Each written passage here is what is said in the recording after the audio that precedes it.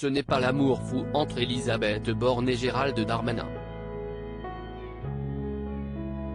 On ne compte plus les bruits de couloir qui font état de l'agacement de la première ministre face à l'occupant de l'hôtel de Beauvau.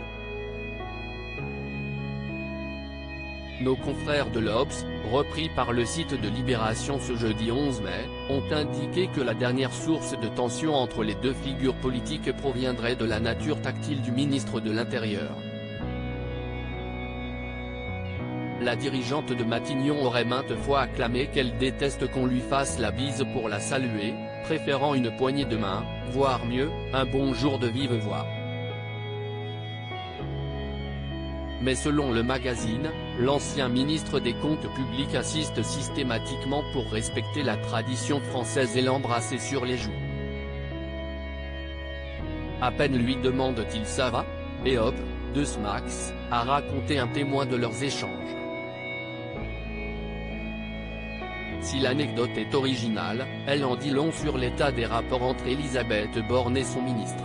Toujours d'après le Obs, la femme politique de 62 ans se méfie de l'ambitieux qu'elle aurait bien délogé de Beauvau. En effet, une autre rumeur veut que Gérald Darmanin ait de grandes ambitions pour la suite de sa carrière, certains le soupçonnant de se préparer pour la présidentielle de 2027 et d'autres de convoiter la place de la première ministre. Son rêve est de montrer qu'il obtient une coalition qui ne dit pas son nom pour Matignon, avait avancé un membre du gouvernement au Figaro en mars dernier.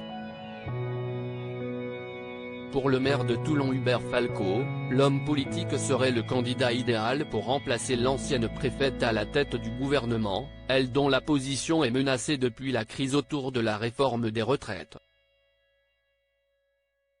Il saurait jouer ce rôle-là, a assuré l'édile. Supérieur à découvrir les ministres du gouvernement bornican. Elisabeth Borne passait un savon à Gérald Darmanin. La mésentente entre les deux politiques pourrait avoir été accentuée en mai 2022 par les débordements du Stade de France lors de la finale de Ligue des Champions opposant le Real Madrid à Liverpool.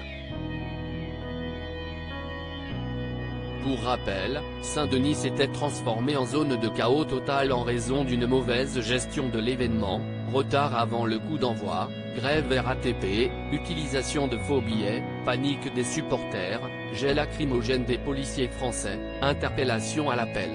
Gérald Darmanin avait tardé à reconnaître ses torts, exaspérant au passage Elisabeth Borne. Ce qui s'est passé ne doit plus arriver, s'était emporté la première ministre d'après une source du Point.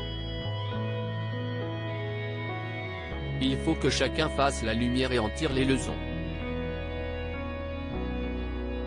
Les prochains événements doivent se passer de manière impeccable.